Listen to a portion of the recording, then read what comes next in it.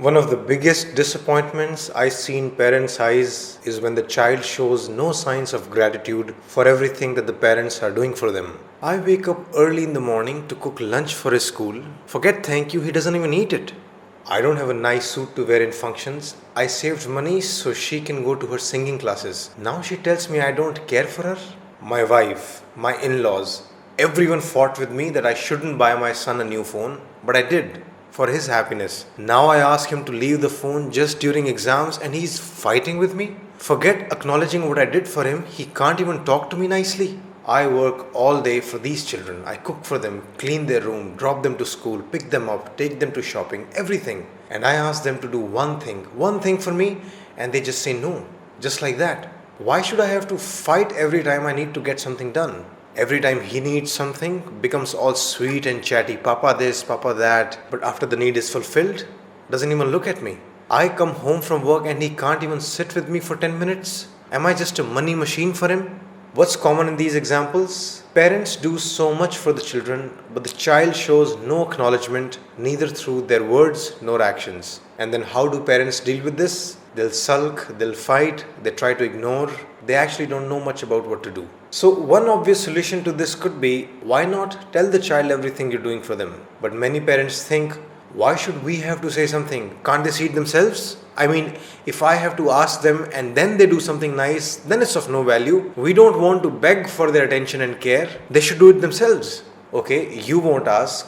They're not doing it on their own. What's the solution then? Keep getting disappointed and give up? Well, not so soon. I have some suggestions. If I could tell you, really I mean it, the single most important psychological trait or state which can contribute to individual and interpersonal well-being, it would be gratitude. If you want to be happy yourself, if you want a happy child, and if you want happy relationships, there's probably nothing more important than gratefulness or thankfulness. And I speak of this from deep personal experiences. This has transformed my experience of relationships and life. You teach your children how to use the bathroom, you teach them language, you teach them how to count. You should teach them how to be grateful to people as well. It's on that level, it's that important. It's an absolute tragedy that we don't even know how enormously important this is, and we just hope that the child will develop gratitude on their own. It is a tragedy that we virtually leave it to luck. Would you do the same thing for maths? Oh, percentages and fractions? Why should we have to teach? Let her learn on her own. If you ask me the secrets to happiness, really the first that comes to my mind is always gratitude. So, please make it part of your parenting curriculum. And how to do this? I'll give you some ideas. First, learn to be grateful yourself. If you can't, don't even try teaching them. Children, just like any adult, are very good at spotting hypocrisy. In your house, talk about how grateful you are to your own parents, despite the conflicts. Show it through your actions that my relationship with your grandparents may not be perfect, but I'm grateful to them for A, B, C, D, E. Second, interpersonal gratitude is partly dependent on empathy. Unless they actually know the cost you are paying for their lives, unless they can look at your difficulties from your perspective, they won't actually understand the depth of what you are going through for them. So you'll have to tell them very explicitly. If you woke up too early for them and felt drowsy the whole day,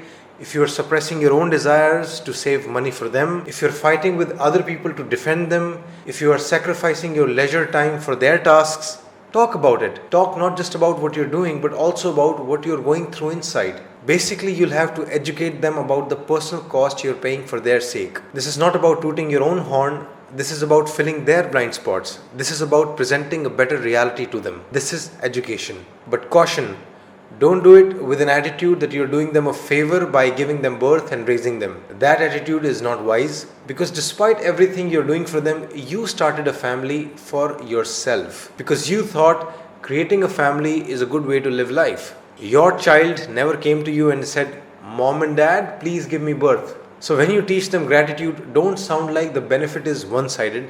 You are also deriving the satisfaction of being a parent through them. So keep your patronizing and condescension in check.